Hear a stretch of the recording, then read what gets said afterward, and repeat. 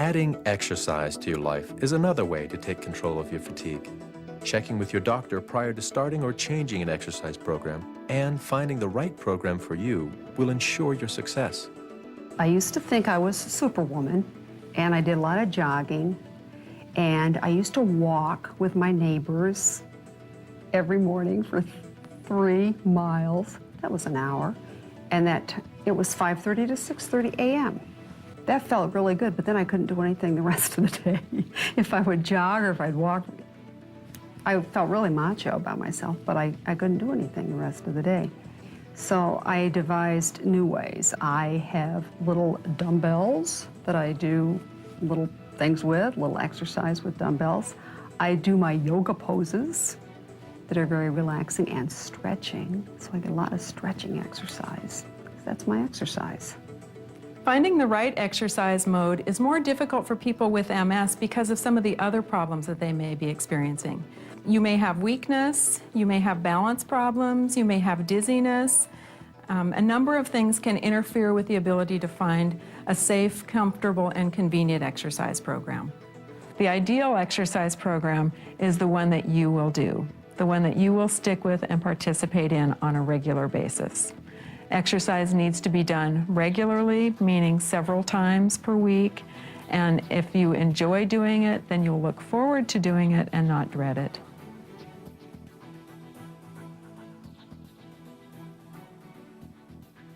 I recommend that all of my patients with multiple sclerosis have pre-participation medical exams prior to beginning an exercise program or significantly changing an exercise program. And there are 2 reasons for this. First of all, it gives the healthcare professional the opportunity to evaluate you for any pre-existing healthcare problems that you might have that could potentially worsen from an exercise program. And secondly, it gives your healthcare professional the opportunity to discuss an exercise program with you, give you their support, and also to refer you to a physical therapist that is educated in setting up an exercise program for you. Depending on the outcome of your physical exam, it's possible that we may want to refer you to another physician or a specialist to evaluate any problems that we feel need to be further evaluated prior to you starting an exercise program. People with multiple sclerosis should also be seen by a physical therapist to evaluate any other issues they have, such as weakness, mobility problems, prior to starting their exercise program.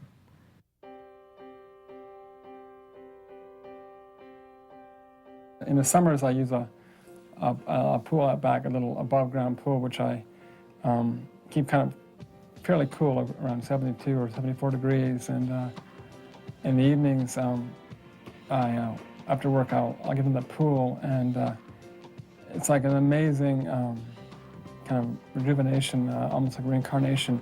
I drop my body temperature a degree or 2 by being in cold water for a quarter hour, half an hour.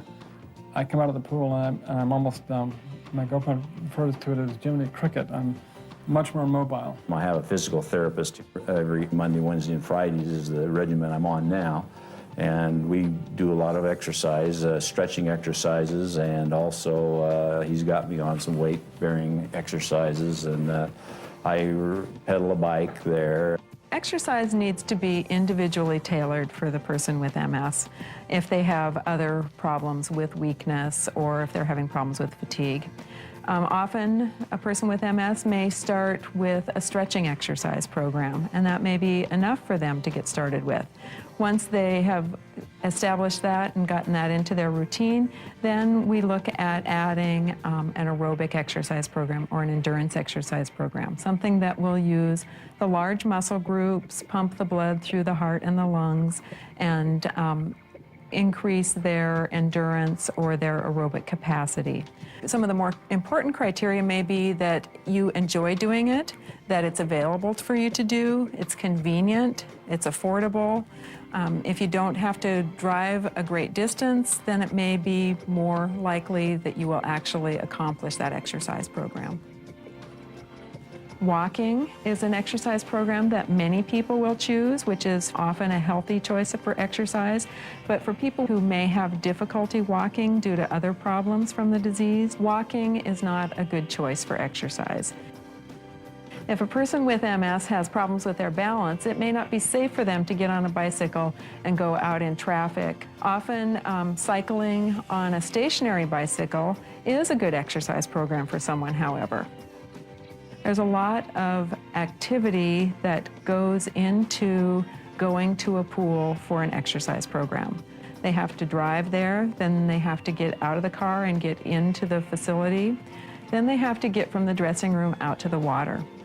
And then once they've done their exercise program in the water, they have to reverse all of that. That work eats up a lot of energy, especially if somebody is already having problems with fatigue. It's very important for people with MS to be aware that exercise can increase temperature, and if they are heat sensitive, they may experience an increase in some of their other symptoms as a result of exercising. And if they can manage that increased heat, then they may exercise for longer periods of time without those symptoms irritating them. Interestingly, some people with MS do not sweat. If people don't sweat, they can have a spray misting bottle, like a plant mister, handy, and they can mist themselves. And then with that air moving by from the fan, that can be a very powerful cooling technique. Staying well hydrated is another good way to help manage the fatigue of exercise.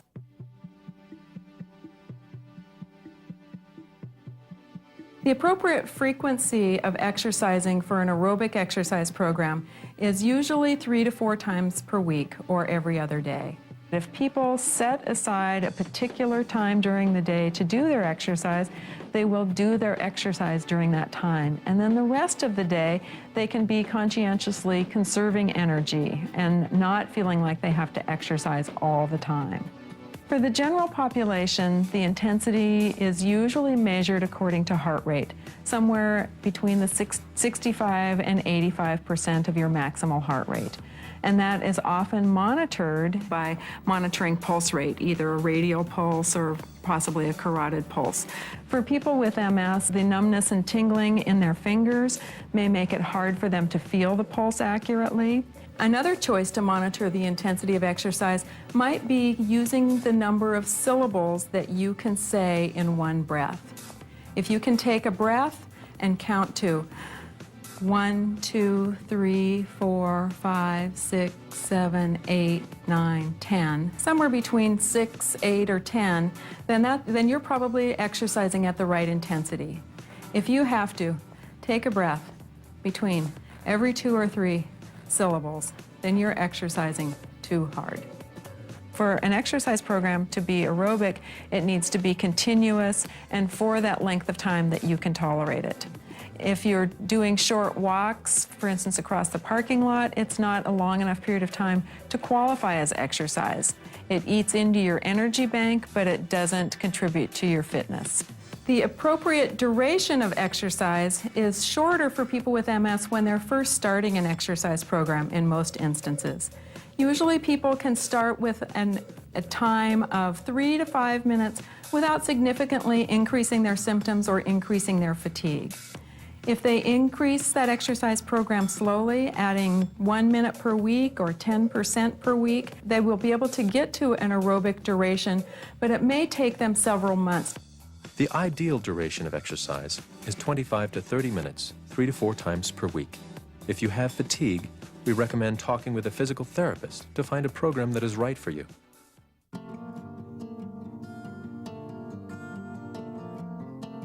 I have really struggled with exercising. I know I need to and I want to, but I seem to have failed at everything I've tried to do. I did try going to a gym, and that was really difficult by myself. I need someone to maybe put weights on. I've turned over exercise bikes, so that didn't work. But swimming was another attempt to exercise, but that was a half-a-day project. So pretty much now I've concluded that I'm really better to exercise in my home. And I do have some equipment at home, just a couple a couple of small pieces of equipment. I prefer to exercise at the end of the day, just because then I'm sitting, I'm sort of done for the day. I started off lifting 1 pound, and in fact, it was a can of vegetables or something. And then I got weights, and I started using them and lifting, and I got up to being able to lift 50 pounds with one hand. And I never thought I could do that. And I could lift with my legs 20 pounds. And so I got stronger and stronger and stronger, and it was wonderful. I do exercise daily, and when I'm feeling that really feeling of being slow, like a type of robot feeling, I start to walk and I start slow, and then it just energizes my mind, and it makes me, gives me time to keep on going. It gives me more energy to continue the day. I love my yoga class. My yoga class started out as an MS research project for a local university. It was to study the effects of yoga on cognitive issues in MS patients. But the yoga class has continued way beyond the research. We have kept it up. So I go every Thursday to a class of yoga students that are all MS people. It's been the best support group I've ever had for MS. These people are positive, they're interested in their health, they're funny, but we understand each other. Mary? Yeah, scoot a little, either scoot forward or reach to the wall so that your leg has to actually stretch to get to the wall. Participating in a structured endurance exercise program will contribute to your improved fitness and increase your energy reserves. To ensure your success in an endurance exercise program, start slowly and gradually increase the amount of time you are exercising, with a goal of 25 to 30 minutes per day, 3 to 4 times per week. Use your large muscle groups and monitor your intensity by counting syllables between breaths or other similar techniques. Don't confuse your daily activities with exercise. Walking across a parking lot, for instance, does not substitute for a structured exercise program or provide the benefits of regular exercise. In addition, be aware that unplanned physically exerting activities may make it difficult for you to achieve high-priority activities later in the day. Scheduling exercise makes it more likely to get accomplished. When your exercise is planned and structured to work with your priorities, you can plan to save energy for your daily activities. Before you begin a new exercise program or make major changes in your existing program, check with your healthcare provider to see if there are any precautions you should be taking. If you are having trouble finding an exercise program, get help from a physical therapist who can help you find a program that works for you.